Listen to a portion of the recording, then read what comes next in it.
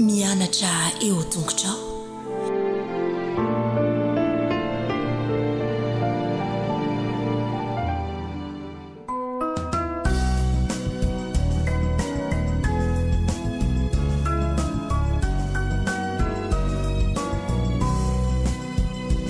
Emisaucanao Jesu malalo chachizao futona mamizao yanaranai antunguchao izahai izaipianachao kuambitenenare Jesu malalo izahai ainucharanao kahirote nyavyamina itwechapechakawampunaya kuambitenenare Jesu malalo izahai ainucharanao kahirote nyavyamina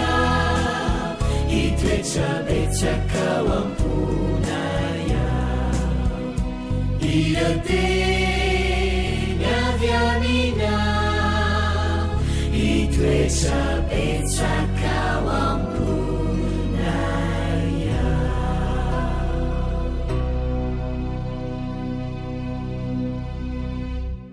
tonga eo amin'ny fotoanany zazamono indray isika izao faly mifankahita na dia nandalo zavatra maromaro ary tsika nandritry ny anemana dia nitahiny Jesosy tratra izao sabato izao indray mahafinaritra mahafinaritra Jesosy eny ary andeha hifampiarahaba araka ny mahazatra indray dia hivavaka dia amerina ny lesona nandritra ny volana aoriana n'isa telo dia fampiarahaba isa roa telo. Mannaona falita faona raha mahitanao mannaona ianao mannaona ny zazamonono mannaona dada mannaona neny mannaona dadabe mannaona bebe mannaona zoky mannaona daholo isika rehetra andeha hivavaka tsika alohan'ny anaovantsika ny lesona akambana ny tanana ahondrika ny loha akipy ny maso saotranao zay Jesosy eo fanotahinao tratra izao fotoana izao amerina lesona ampio zahay mba ho zaza endry mpankatoa misaotra Jesosy eo amen. Eny ary amarana ny lesona ary tsika miaraka mamerina ny lesona isika ary tao ary isa roa telo lesona fahatelo mofo sy hazan-drano tsy anjery aoka isika anao soa amin'ny olona rehetra tena bravo efa mahay tsara satria efa lesona vaovao indray ange izany amin'ny herinandro eny ary andeha ary averintsika ara ny tantara reraka be Jesosy satria efa avy nampianatra nanasitrana marary nanao asa soa be dehibe dia lasa Jesosy sy ny mpianany hoe andeha haka aina any amin'ny tendrombohitra fa satria mba matsiaro reraka ka daholo ny olona fa hoaiza ry zareo dia tsika izany tsy maheno an'zareo dia tsy hain'ny tantara indray izany tsika kakabe ny olona dia hoy Jesosy andeha haka aina kely indray aloha izay fa rehefa manaraka tohizantsika indray ny tantara dia henointsika indray ny momba an'i Jesosy lasa ry Jesosy nandeha sambo natopatopa ny onjany sambo nandeha teny amondrano reny nefa ny olona rakizy tsy nanaiky fa nandeha ny olona andeha hiaraka amin'ny Jesosy foana amin'izay alehan'i Jesosy nandeha ny sambo mandeha ny olona farany tonga teny amoron-drano tonga teny amoron-drano reo ny vahoaka efa niandry te ianao an' Jesosy ange zareo hoe te resaka amin' Jesosy ange ry zareo hoe te ositranon' Jesosy ange marary ao amin'zareo hoe gaga be Jesosy tamin'ny voalohany fa faly be indray izy hoe tena te iainao afoana ny olona mahafinaritra izany dia hoy ny mpianatra hoe Jesosy ahoana dia tsika izany tsy hakaina fa jereo vonge reto olona manaraka antsika nefa tsika nandehanantsika ty mba hakaina dia hoy Jesosy hoe tsy maninona alao tsika hiresaka amin'zareo dia nasain'i Jesosy nipetraka ny olona noana koa nefa ny olona tamin'izay fotoana izay satria efa tandro be ny andro noana be ny olona dia hozy ny mpianatra hoe Jesosy asovy mandeha moa dia aloha ny olona mitady sakafo farariva toy izanandray noana ange ny olona Jesosy jereo reto izy mipitrapitra kely dia hoy Jesosy hoe omeo sakafo zareo omeo mofo zareo any aminareo misy dia hozy ny mpianatra hoe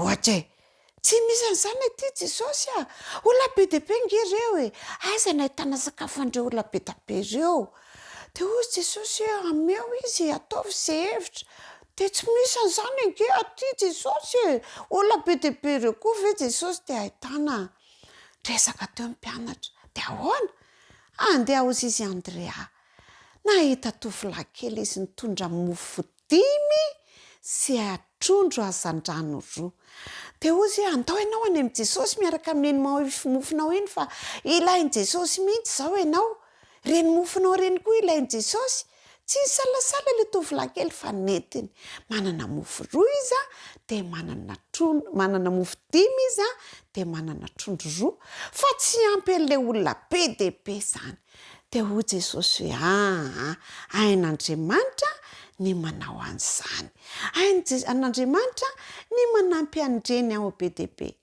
dia nivavaka zareo dia niraisin'i Jesosy ilay mofo dia nangataka tamin'ny fanahy masina izy niraisina ilay mofo dia nampitomboin'i Jesosy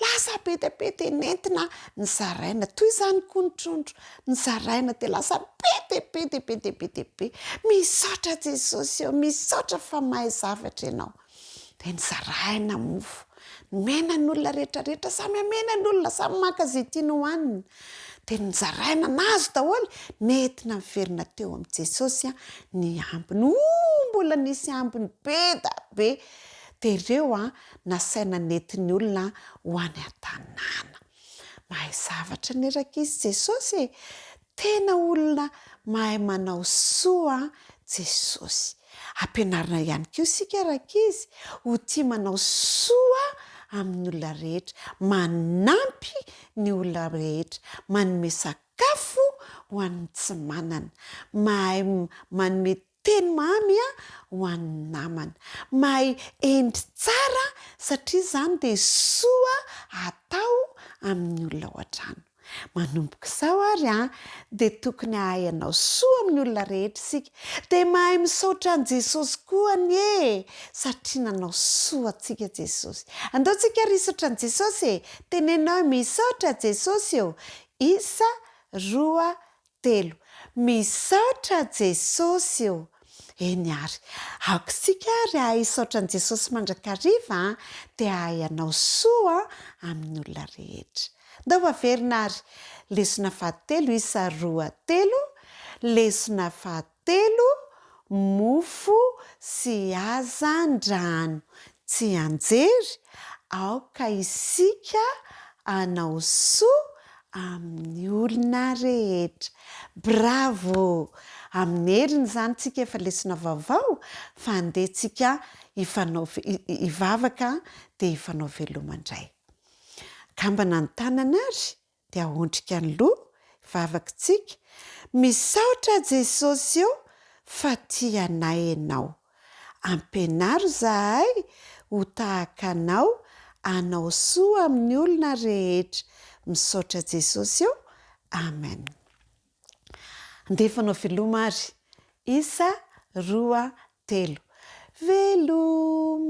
veloma aminy herindray veloma veloma amin'ny herindray veloma tompoko amin'ny herindray zany.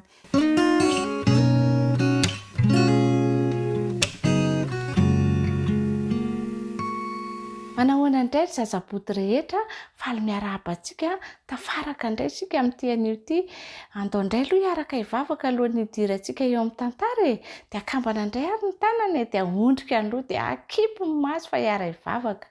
Jesosy zokinay eo misaotra no fahasoavana izay omenao anay na dia zazaboto azy izahay dia omenao anjara fitahiana mba ho endry tsara daholo ny ankizy rehetra dia akatoy ny teny izay ampianarinao. Misaotra Jesosy eo. Amen. Anaraka tantara vaovao indray isika raika izy mitondra lohateny hoe ankizy kely mahay mizara. Avereno hoe ankizy kely mahay mizara. Ny tsy anjerintsika dia manao hoe fa aza manadino ny anao soa amin'ny olona rehetra. Aza manadino ny anao soa amin'ny olona rehetra na hoe aza manadino anao soa amin'ny hafa. Andriamanitra ange tiantsika dia mampianatra lesona antsika foana izy dia tiany mba ho haintsika tsy anjery izany teny izany. Fa anaraka ny tantara ary sika izao tsara be ity tantara ity dia mipetraka tsara daholo anaraka azy ary sika rehetra.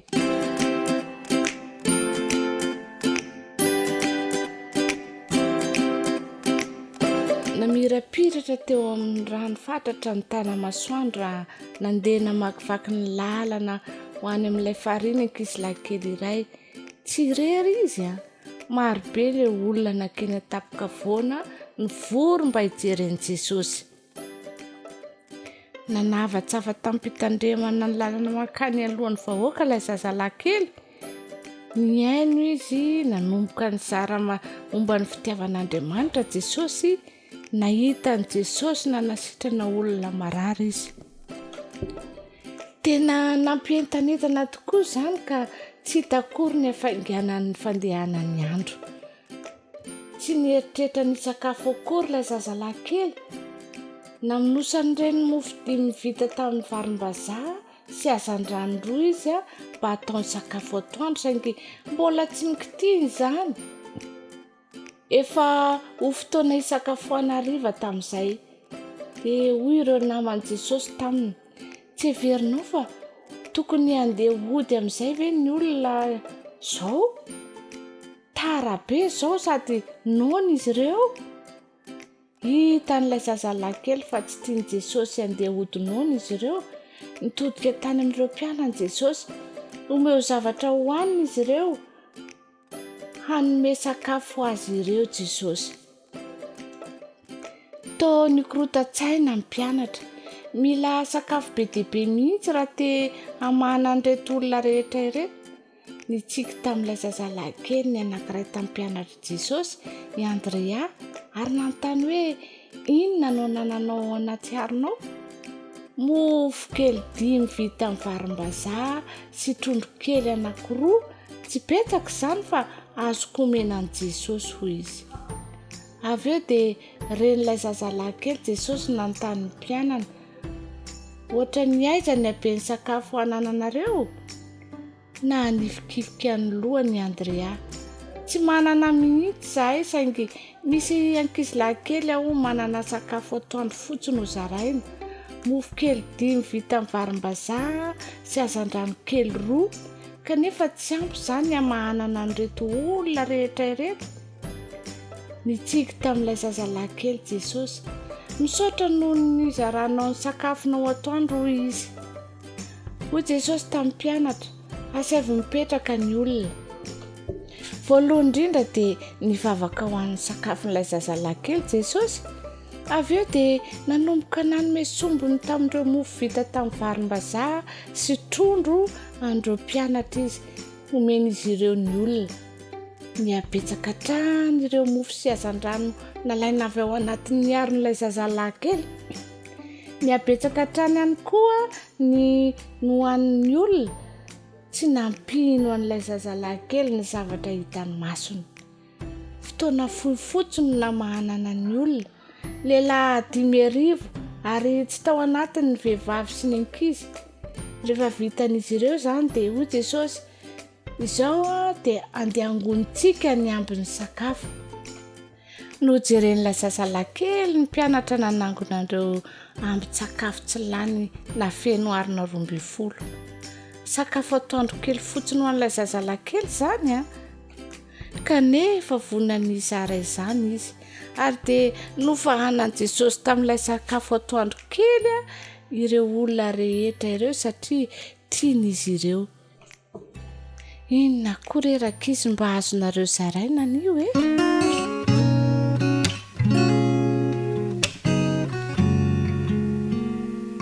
Kokoa daholo ianareo rakizy namako, misaotra an'Andriamanitra itsika tamin'ny fitahiny antsika rehetra nandritra ny 3 volana. Anio dia hamagana izany 3 volana izany itsika amin'ny faarahana mamitina ny loha hevitra 17 izay manao hoe ibalama sy ilay ampondra ny teny, ibalama sy ilay ampondra ny teny. Manana hafatra ho azy ianao Jesosy tao anatin'izany loha hevitra izany, dia izao hoe sitraka Jesosy indrindra ny andraisantsika fanapa-kevitra hankatoy sy hanaraka azy eo amin'ny fiainantsika manontolo.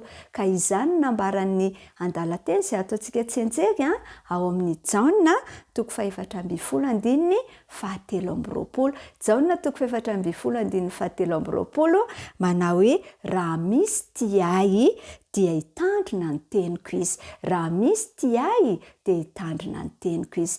Jona 4:17 manantena fa ny ankizy rehetra izay nanaraka ny fandaharana nandritra ny 3 volana dia tian'i Jesosy ary vonina ny anaraka an'i Jesosy mandra-piaviny. Dia ho tanteraka aminareo tokoa ange izany eo am-panarahana ny tantarantsika dahoary.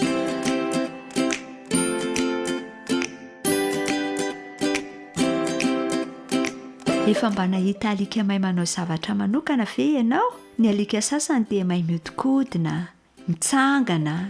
Ao anatin'ny tantarantsika dia misy lehilahy iray izay mandre ampondra mahay miteny, tena miteny andao jerentsika hoe inona reny ny lazainy Efa kely sisa dia ho tonga tany amin'ny tany nampanantenana ny zanak'Israely. Mila hery mihoatra ny an'ny olombelona vao handresy any Israelita, saingy niezaka ny hisakana azy tany amin'ny lalany ireo firenena manodidina. Ka nahatonga ny zanak'Israely voatery niady tamin'izy ireo, saingy niandany tamin'ny Israely Andriamanitra, tahaka ny nandefa 4 trany ho an'ny fahavalony fandresena tsirairay. Fantatry Balaka, mpanjaka Moaba fa tsy manana fanantenana izy, na dia kely aza manoloana izany hery lehibe izany. Tamin'izay indrindra no nahatserovany resaka reny momba ny Balama sy ny heriny. Ny sasany nilaza hoe na inona nametrahany Balama fitahiana dia tena notahiana tokoa, ary na inona nametrahany ozina dia voaozina. Raha azon'ny Balaka natao ny naniraka ny Balama hanozina ny zanak'Israely, dia nety tsy ho resy ihany miaramilany. Noho izany dia nandefa mpitondra hafatra izy haka amin'ny Balama ho any aminy. Nitondra volamena be dehibe ireo mpitondra hafatra ireo niaraka taminy. Volamena be tsy nisy ohatr'izany. Nino an'Andriamanitra Balama na dia hita aza fa tsy Israely izy. Mpaminany izy taloha, saingy nanjary tiarena ka lasa ny volany nanandanja kokoa taminy no Andriamanitra.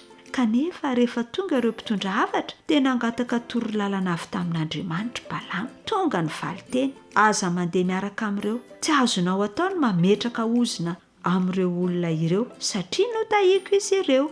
Noho izany dia nasain'ny Balama nody ireo mpitondra hafatra. Kanefa mbola nandefa mpitondra hafatra maromaro kokoa izay nitondra volamena bebe kokoa i Balaka. Fantatry Balama fa tsy tian'Andriamanitra ny andehanany. Noho izany dia hoy izy, azon'ny mpanjaka Balaka ataony manome any lapany feno volamena sy volafotsy, fa tsy azoko ataony tsy hakatoan'Andriamanitra e. Kanefa raha tokony ho nalefa nody ireo mpitondra hafatra ireo dia nasainy hijanona nandritry ny alina. Angamba hiova hevitra Andriamanitra. Tamin'io alina io dia niteny tamin'ny Balama Andriamanitra, tonga hiantso anao hiaraka aminy ireo lehilahy ireo andehana, fa izay lazaiko aminao ihany no ataovy. Noho izany dia niakatra teo amin'ny ampondra ny Balama ary nandeha niaraka tamin'ireo mpitondra hafatra, naniry fatratra handray ny valisoa avy amin'ny Balaka. tsy tany Balama ny anjely nijoro teo an-dalana izay nanakana ny diny, fa ny ampondrany kosa nahita izany ary nivily tany anaty saha izy. Tezitra ange Balama ka nokapohany ilay ampondra mba hampiverina azy teo amin'ny lalana. Niseho fandroany indray ilay anjely ary dia nivily tamin'ny rindrina ilay ampondra ka nanjary voasaringotra ny tongotra Balama. Nokapohany Balama fandroany indray ny ampondra. Tamin'ny fanotelony dia niseho ilay anjely dia tsy nisy toerana azon'ilay ampondra naleha intsony, noho izany dia nitsiraraka teo amin'ny tany fotsiny izy. Taorian'ity kapoka fanotelony ity vao nataon'Andriamanitra ny teny ilay ampondra. Inona no nataoko anao no nahatonga anao ny kapoka intelo? Hoy izy nanontany amin'ny Balama. Tezitra loatra i Balama. Any ka tsy nieritreritra akory izy namaly. Mandrebireby ahy ianao hoy izy. Niaraka tamiko nandritry ny taona maro ianao, hoy ilay ampondra. Mba efa nanao toy izao taminao va aho hatramin'izay? Ary tamin'izay fotoan'izay no nahitany Balama ilay anjely. Raha tsy niodina niala ahy ny ampondranao dia ho efa maty no vonoko ianao tamin'izao fotoan'izao, hoy ilay anjely. Ilay ampondra no nanavitra ny ainy Balama. Nanota, hoy Balama namaly ilay anjely. Raha diso aho dia handeha hiverina. Tsia, hoy ilay anjely. Mandehana fa izay zavatra tian'Andriamanitra ho lazanao ihany no azonao lazaina. Rehefa niaona tamin'ny Balaka ihany ny Balama no nifakany dia nampitandrina ny Balaka izy. Izay zavatra tian'Andriamanitra ho lazaiko ihany no lazaiko, hoy izy tamin'ny mpanjaka. Tany amin'ny toerana samihafa tamin'io andro io no nangatany Balaka any Balama hanosina ny Israely. Dia fitahiana no nivoaka ny vavany. Taorian'ny teny fanotelony dia tezitra i Balaka. Mandehana mody any ianao, hoy izy nandidy. Hanosina ny fahavaloko no niantsoko anao taty, saingy telo ianao no nanambara fitahiana tamin'izy ireo. Tsy efa nilaza taminao va aho fa tsy afaka manao zavatra mifanohitra amin'izay nandidian'Andriamanitra, hoy Balama namaly. Kanefa mialohan'ny andehanako dia ambarako aminao izay hataon'ireo olona ireo aminao.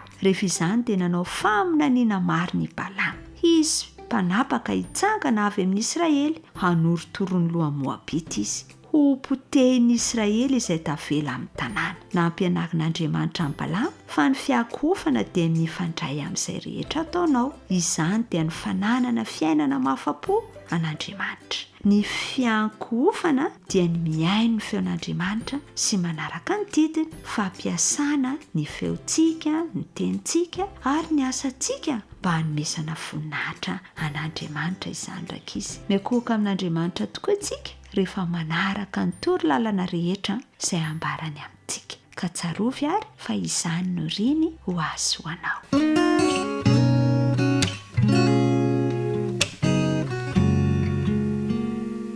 Falmiarabantsika tanora zandry indray. Anjarantsika indray izao ny mamidina ny lesona izay nianarantsika nandritry ny herinandro dia lesona 17 izany. Lohateny dia hoe tonga soa indray ianao Jesosy. Tonga soa indray ianao Jesosy. Tsy anjerintsika andao iarahana manao ary. Ry lehilahy Galalianina, nahoana no mijanona eto mijery ny lanitra ianareo? Iny Jesosy izay nampiakarina niala taminareo any an-danitra iny dia mbola ho avy indray tahaka ny nahitanareo azy niakatra ho any an-danitra. Asan'ny Apôstôly toko 1 andiny 2:12. Misaotra fa mahay tsara isika tanora zandrany. Fanantenana lehibe no hita ao anatin'izany lesona izany.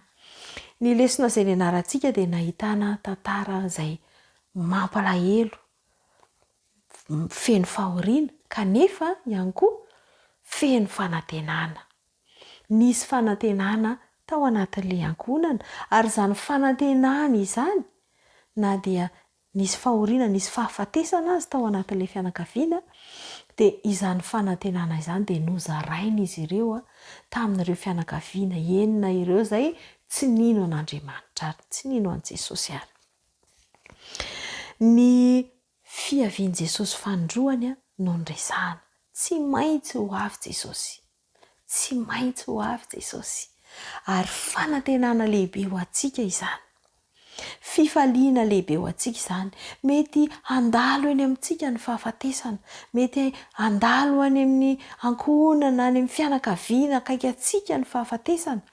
Kanefa izao, ny lesona nianarantsika nandritry ny herinandro izay manambara ny fiavian' Jesosy dia fanantenana lehibe ho antsika. satria rehefa ho avy Jesosy dia hitsangana indray ireny avantsika, ireny malalantsika izay nodimandry ireny. Ka raha maty tao amin'i Jesosy izy dia hitsangana, izy no hitsangana aloha dia ho any amin'i Jesosy mandrakizay isika miaraka amin'izy ireny. Ho fifaliana indray ny fiarahana amin'izay fotoana izay. Fanantenana izay omenantsika izany amin'izao faratsiny ny toetrandro, faratsiny ny andro iainantsika izao. Tsy maintsy handalo zavatsarotra isika, tsy maintsy hikorotana izao tontolo izao, na ny fahasimbana eo amin'ny tany sy ny tontolo iainana, tsy maintsy hisy izany. Ny faharatsiana rehetra manerana an'izao tontolo izao. Kanefa famantarana sahady izany fa efa ho avy Jesosy ary tsy maintsy ho avy izy. Ny lesona izay nianarantsika izany nandritry ny herinandro dia nampahafantatra antsika fa ho avy etỳ an-tany indray Jesosy.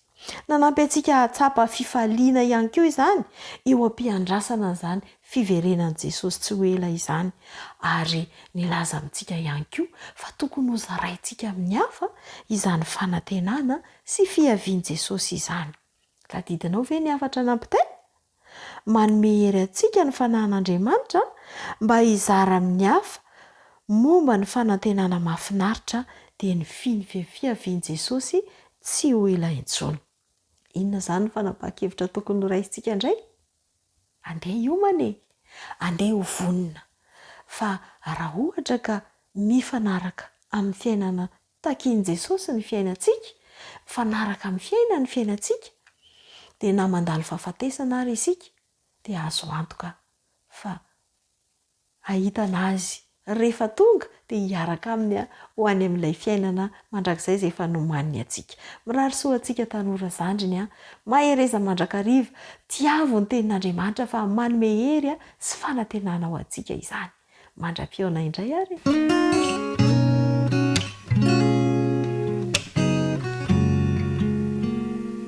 Ohatsika aizan'ny mpiaino miravantsika ampijery ihany koa ho antsika izay manana tombontsoa manaraka amin'ny pejy Facebook-ny Radio Asis. Fifaliana la Franco hitondra amin'ny famotinana antsika ny tenin'Andriamanitra, ny lohahevitra mahakasika ny hoe fanadiovana ny trano. Fanadiovana ny trano. Vao miresaka izany lohateny izany tsika dia ohatry ny kivy be sady tsika manadio trano indray. So ihany fa sabata ny andro tsy misy fanadiovana trano. Na izany ary tsy tokony avela hikorotana ny trano. Fa izay koa indray fa atsotsikevitritsika zatovy hoe sabata ny andro natao hivavahana dia mikorotana eo ny trano. Ery misy lobaka, ery misy bakiraro, ery misy kiraro avy nentina ny anatra dia mikorotana. Tsy izay koa ilay resahana eto fa alamino ny trano mba hilamina na dia sabata raha ny andro. Izany akory tsy midika hoe anao raharaha be ianao dia anadio ny trano. Ataontsika parenthèse kely izay fa andeha ho jerentsika ny tena lohahevitra. Fanadiovana ny trano. Inona ary ilay trano resahana eto indray kosa? Inona? Vakintsika ny mpanjaka faharoa toko faharoa amby roapolo andininy faharoa dia izao voalaza. Ary nanao izay mahitsy eo imason'i Jehovah kosa izy ka nandeha tamin'izay rehetra nalehan'i Davida rainy, fa tsy mba nivily na ao amin'ny ankavanana na ao amin'ny ankavia. Zay ilay andininy fototra izay. Toy ihany ny tantaran'ny Josia. Ilay tanora mpitarika sahady. Tsika nge na dia ao anatin'ny atanindrona dia afaka mitarika sahady. Fa tsy aloha izay ho tarihana ka. Fa afaka ny ho mpitarika tahaka ny Josia isika. Ahoana ary ilay hoe fanadiovana ny trano? Ilay fanadiovana ny trano dia izao. Ny trano resahana eto dia ny toerana misy anao. Tsy dia ilay trano ara-baky teny loatra fa ny manodidina anao. Ny momba anao, ny mahakasika anao.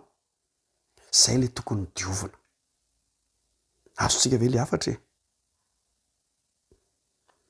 Dia nataon'ny Josia ho amin'izany dia izao. Nitarika ny hafa izy, nitarika ny namana izy mba hanaja sy ho tia ny lalàna zay nataon'Andriamanitra. Zany zany le hoe fanadiovana ny trano, fitaomana ny akaiky anao, ny namanao, ny piraita-po aminao, ny mpiara-miasa aminao, mba diove. Ianao no manadio azy, dina ny ataonao, mitarika azy ireo mba ho tiany lalàn'Andriamanitra izay nataon'Andriamanitra. Zay mety manodidina ny sy mifanerasera aminao rehetra, anjaranao manadio an'izany. Zany hoe tsy fanadiovana trano raha-baky teny zany izy ity, fa zay mety hoe misy anao, na any am-pianarana, na any amin'ny fiangonana, na any amin'ny fikambanan'ny tanora, naiza naiza, dia ianao ilay mpanadio. Fa tsy hoe ianao mihitsy ilay mitarika ny fahalotoana. Raha zany ny toerana nisy anao teo aloha, dia miala amin'izany. Fa ny tompo amin'ity maraina ity dia miteny amintsika mba ho tahaka ny Josia, ianao no manadio. Dia ahoana ilay izy? Vakiako farany. Ary nanao izay mahitsy eo imason'i Jehovah kosa izy, ka nandeha ka tsy nandeha. Averiko a. Ary nanao izay mahitsy eo imason'i Jehovah kosa izy, ka nandeha tamin'izay rehetra nalehan'i Davida rainy, fa tsy mba mively na ao amin'ny ankavanana na ao amin'ny ankavia. Zay le vaky teny zay. Nanao izay mahitsy teo mason'i Jehovah.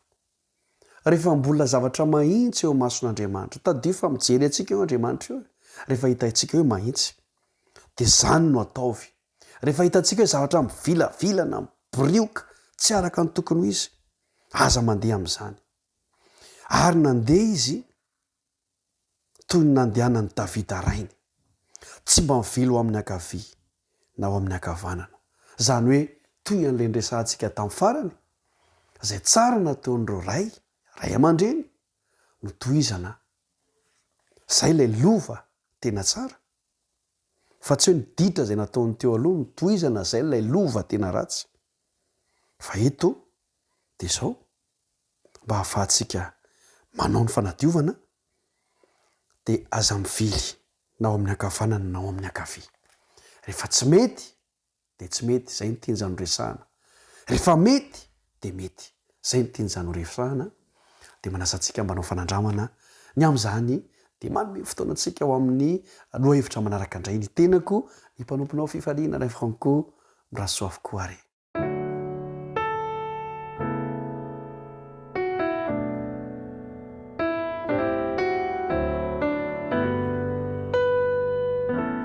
Fifaliana indray no hiarabako anao mpiara-mianatra amin'ity famaranana ny telovolan'ny lesona ity, lesona fahatelo ambin'ny folo, izay lesona mahafinaritra mitondra fifaliana, fanantenana, satria hoe fandresen'ny fitiavan'Andriamanitra, mifarana ny ady, mitondra amintsika mankany amin'ny fandresena.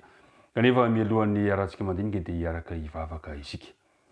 Andriamanitra rainay izay any an-danitra, misaotra anao indray zahay, no ny fitiavanao anay ka tafahoana soamantsara indray zahay amin'ny alalan'ny fandinianay izao teninao izao, koa mangataka anao zay mba hamela ny elokay, ary izao mpiaino izao, izao mpanaraka ity onjam-peo ity izao, izao manaraka izao fandarana izao, dia irina indrina mba ny fanena masina momba ny tsirairay avy.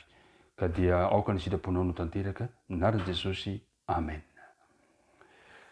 Ry mpiara-mianatra namanisany ampitomboana amintsika mandrakarivany ny fahasoavana sy ny fiadanan'ny tompo, ilay fatiantsika hatramin'ny taloha indrindra ankehitriny, ary mandrakizay ny fandresen'ny fitiavan'Andriamanitra mifarana androany, ilay lohahevitra lehibe hoe ilay fifanandrinany lehibe teo amin'ny tantara. Ny andiny soratra masina natao tadiana dia ateny izay voasoratra amin'ny bokin'ny Apokalipsy 1:20, ka ny andininy fahatelo sy ny andininy fahaefatra izay mivaky toy izao: ary nareo feo mahery avy teo amin'ny seza fiandriananao, nanao hoe ino ny taberina kelin'Andriamanitra dia eo amin'ny olona, ary izy hitoetra ao aminy, ary ireo olony ary Andriamanitra hitoetra ao aminy, dia ao andriamaniny. Ary hofafany ny ranomaso rehetra amin'ny masony, ary tsisy fahafatesana intsony sady tsy hisy alahelo na fitarainana na fanentainana, fa efa lasa ny zavatra taloha. Izany no faniritsika tsirairay avy, mba hiritsika mba ho tanteraka tsy ho ela intsony. Ry mpiara-mianatra namana, na de eo aza ny fotoan-tsarotra na de eo aza ny zavatra sarotra zay tsy maintsy lalovantsika na eo aza ny fahoriana na eo aza ny olana maro samihafa na eo aza ny alahelo na eo aza ny fitsapana sy ny fisedrana maro samihafa amin'ny fiainantsika dia azoko atao azonao atao ny miatrika ny hoavy amin'ny fofeno fanantenana azonao atao ny miatrika izany hoavy izany amin'ny fofeno fanantenana ny misy tenina olokendry anankiray manam-pahaizana anankiray milaza manao hoe mianara amin'ny omaly iaino ny ankehitriny ary antenao miambitso sika rehetra zany de tsy maintsy miatrika ny hoavy lalana lavitra no diavintsika nandritra zay fotoana lavalava zay ny rahantsika nianatra amin'ilay hoe ilay fifanandrinana lehibe nahitantsika ireo zavatra sarotra zavatra mifamaofao ahitantsika ny ezaka ataon'ny satana na potehina ny vahoakan'Andriamanitra ary etsy ankilany kosa nefa ahitantsika betsaka ny fitiavana sy ny fahasoavan'Andriamanitra zay mitaonanao mba ho eo anilany mandrakariva ifarana ny ady ny zavatra hitranga mantsy de zao ho avy ny fotoana ny fahoriana kanefa ao anatin'izay fotoana ny fahoriana zay de isy ny fanafahana rehefa tsika am'izao fotoana zao moa tsika de mbola miaina anatin'le hoe androm-pahasoavana kanefa rehefa ifarana zay androm-pahasoavana zay de lazaina amin'hoe mikatona varavara-pahasoavana de isy fahoriana isy fotoan-tsarotra aby tena tsy mbola nisy tahaka azy teo amin'ny tantara satria ary am'izay fotoana zay dia irotsaka ny loza vito farana zay voalaza ny bokin'ny apokalipsy toko 9:10 loza zay tsy misy tahaka azy kanefa etsy ankilany tahaka an'ireo vahoakan'Andriamanitra niarany fiainana sarotra tany Egypta ka nisy loza zay nitranga tamin'izay fotoana zay de ho arovana ihany koa tsy voakasika ireo loza fito farana ireo ny vahoakan'Andriamanitra ary izay no lazainy amin'ny bokin'ny Daniel toko 12 bokin'ny Daniel toko 12 de maneho antsika izany fanambarana mahafinaritra izany Daniel toko 12 ka ny andininy voalohany manao hoe ary amin'izany andro zany de hitsangana Mikaela andrian-dehibe izay mitsangana hiaro ny zanaky ny firenenao ary isy andro fahoriana zay tsy nisy tahaka azy hatr'izay nisy ny firenena ka hatramin'izany andro zany ary amin'izany dia ho afaka ny firenenao isy fiarovana manokana ho an'ny vahoakan'Andriamanitra ny bokin'ny Salamo 5:20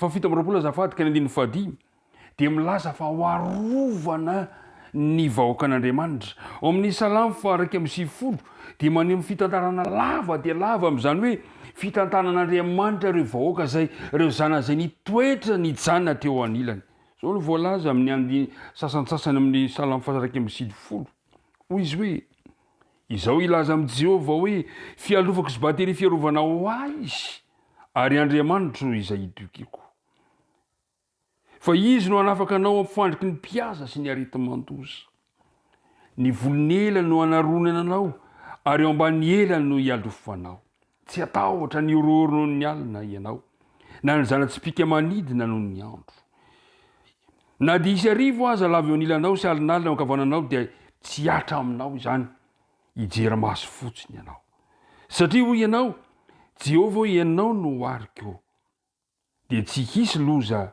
anjo anao zany no toko men'Andriamanitra ny zanany eo anatrehan'ny fotoan-tsarotra farana zay anjady amin'ity tany ity satria efa tsy misy intsony ny fanelanelana ataon'i Jesosy amin'ny taberana kely any an-danitra ka dia satria efa samy nanao safidy ny tsirairay na iandany amin'Andriamanitra izy na iandany amin'ilay satana na ilay drakona kanefa anatrehan'izany loza zany de tsy mamela antsika ho irery Andriamanitra fa dia ho tanterahany mandrakariva amarin'Andriamanitra aminao ilay tena indro izao mbanao mandrakariva ambara-pahatonga ny fahataperana zao tontolo zao ka amin'ny fotoana io ny finoana dia matokona de tsy mahita aza mino na de mirodana sy mikoro aza izao tontolo izao ry mpiara-mianatra namana isany efa tena fanerin'i Kristy ny andray antsika ho any amin'ny ary zay lay teny zay nomeny jesosy amin'ny filazantsarany jaona toko fahefatra ambin'ny folo filazantsarany jaona toko fahefatra ambin'ny folo a ka ny andininy voalohany sy ny manaraka filazantsarany jaona toko fahefatra ambin'ny folo manao hoe hoy izy hoe aza malahelo ny fonareo minoa an'andriamanitra ary minoa haiko ao an-trano raiky misy fitoerana maro raha tsy zany dia efa nilaza taminareo aho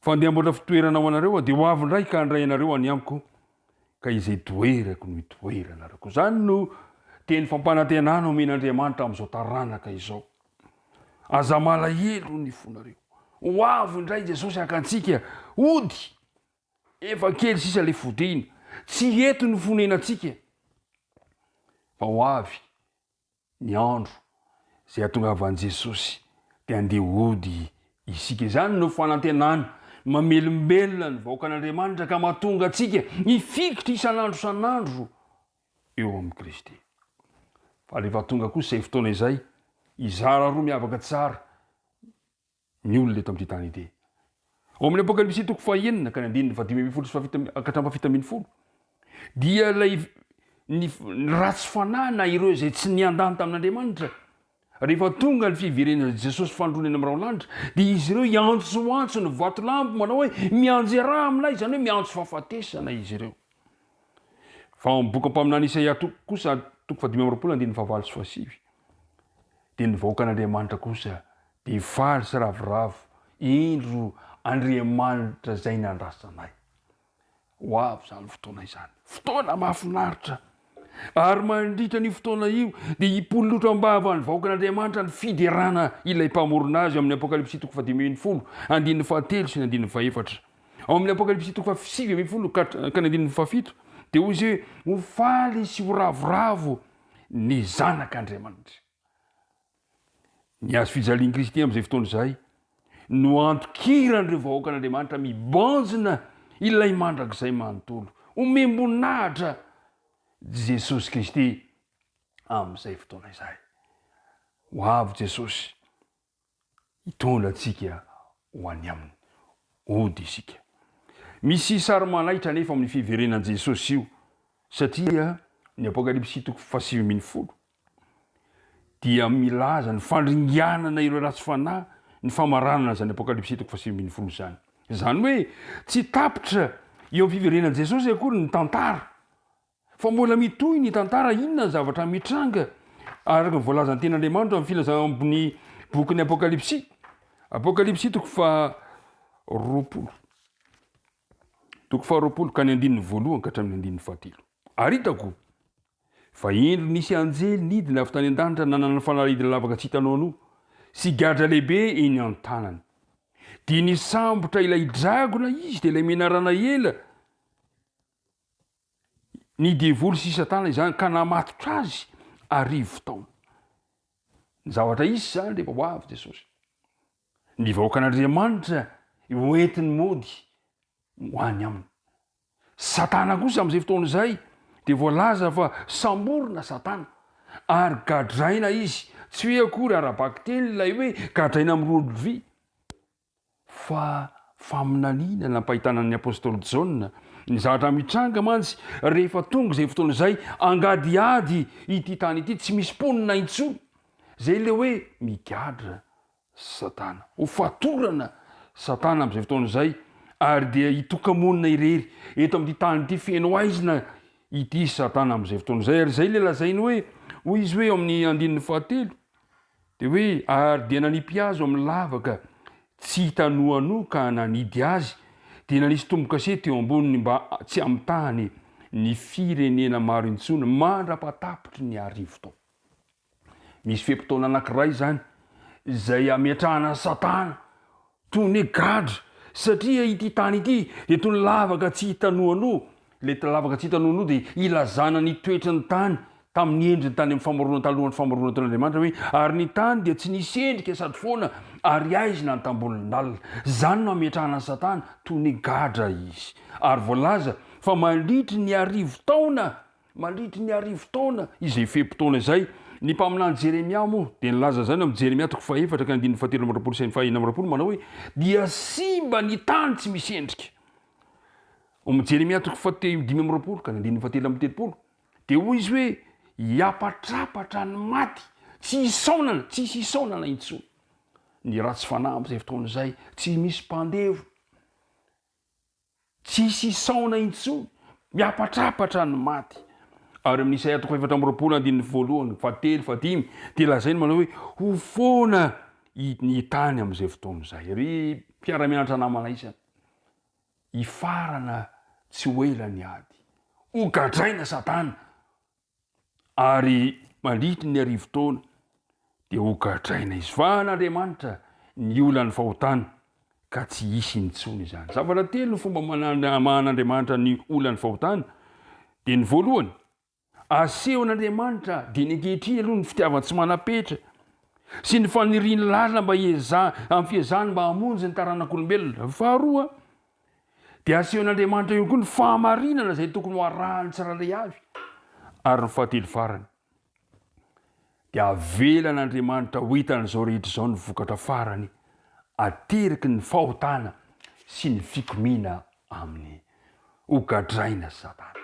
Mandritry ny arivo-taona zany de eto amin'ity tany ity satana ao anatin'ny aizina tanteraka toy ny hoe fatorana satria tsy misy na inona intsony. Ilay vahoakan'Andriamanitra miakatra makany an-danitra ary ny ratsy fanahy kosa mbola mijanona ihany ao amin'ny vovoky ny tany ary zay velona moa ka niarany fahafatesa de miapatrapatra tsy misy mpandevona.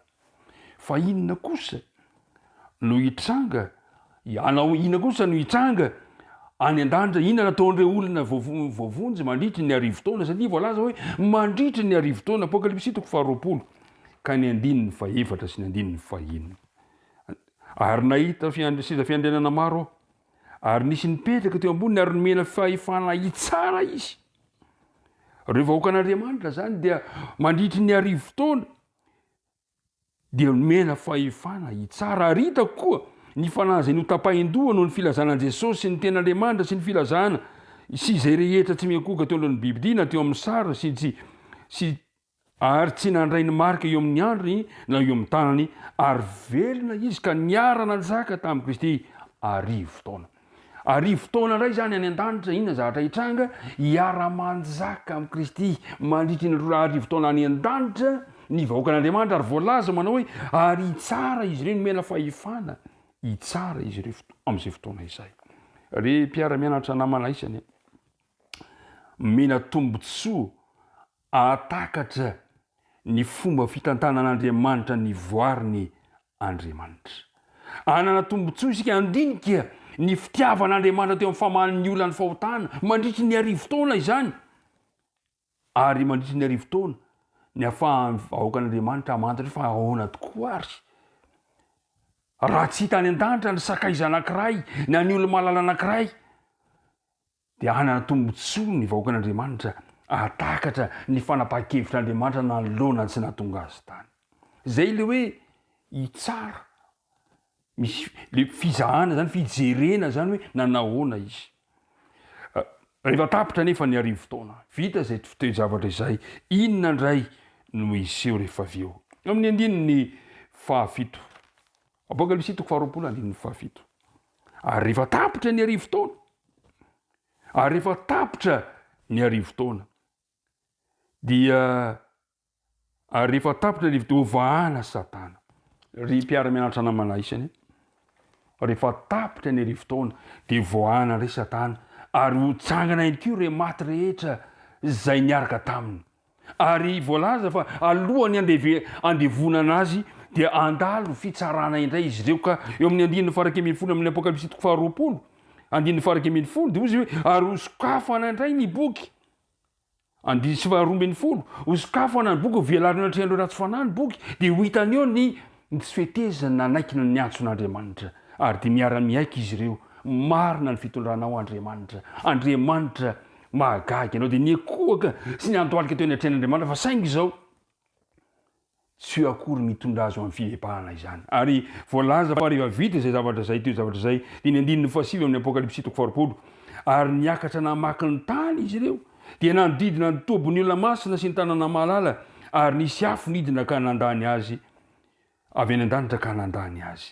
Ary ny devoly izay namitaka azy dia natsipy any amin'ny farihy afo sy solofara izay misy ilay bibidisy ilay mpaminany sandoka ary ampijaliana andro amanalina mandrakizay izy ireo re mpiara-mianatra namana isany ifarana ny ady ho levona satana ho levona mandrakizay satana ary ny tena mahafinaritra indrindra dia izao ho tanteraka ilay fanambarany apokalipsy hoe ary nahita lanitra vaovao sy tany vaovao aho efa lasa ny lanitra voalohany sy ny tany voalohany ary nahita fa ino tabernakelina ny tanana masina dia Jerosalema nidina avy any an-danitra tamin'Andriamanitra voaomana tahaka ny ampiakarina efa miaingo eo amin'ny vadiny ary inona zavatra hitranga amin'izay fotoana izay hoy izy hoe ary ho fafany ny ranomaso rehetra amin'ny masony tsy hisy fahafatesana intsony tsy hisy alahelo intsony tsy misy fitarainana fanaintainana fa efa lasa ny zavatra taloha dia amin'ny andininy fadimy ary ilay mipetraka ambony seza fiandrianana manao hoe ino avoziko ny zavatra rehetra ary koa izy soraty fa mahatoky sy marina ireo teny ireo ifarana ny ady ry havana ifarana ny ady fandresena no azon'ny Kristy ho azon'izay mpanaradia azy no azoko ho azonao koa ankehitriny andeha itsika metraka amin'ny fiainantsika hatrany hatrany io ampelantanan'ilay fa andresy ary ampandresy atsika ho avy izy ho fongana tanteraka ny fahotana ho fongana ny faratsiana tsy misy intsony fanaintainana levona avokoa ny zavatra rehetrarehetra ary iaina mandritra ny mandrakizay tsy misy fahafatesana tsy misy fitaraina tsy misy aretina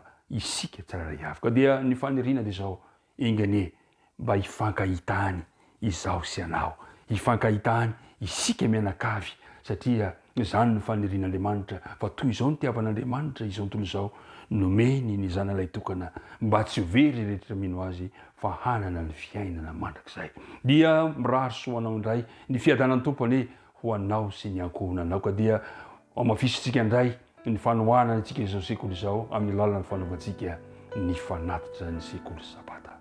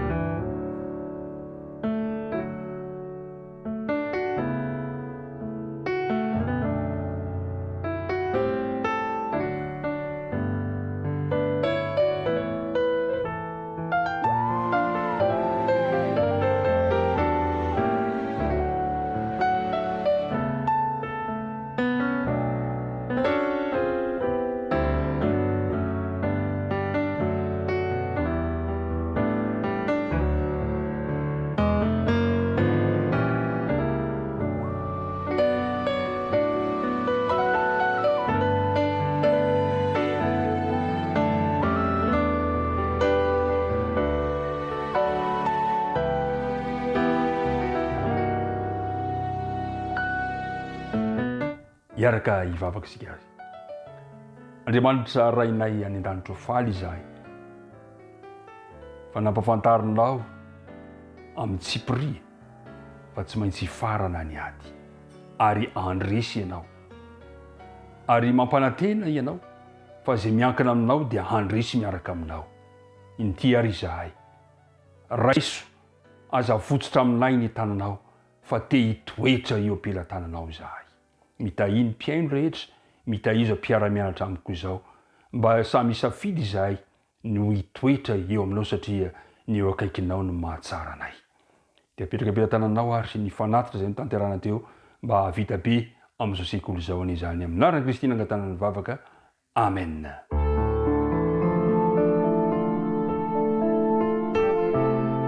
Mianatra eo tongotrao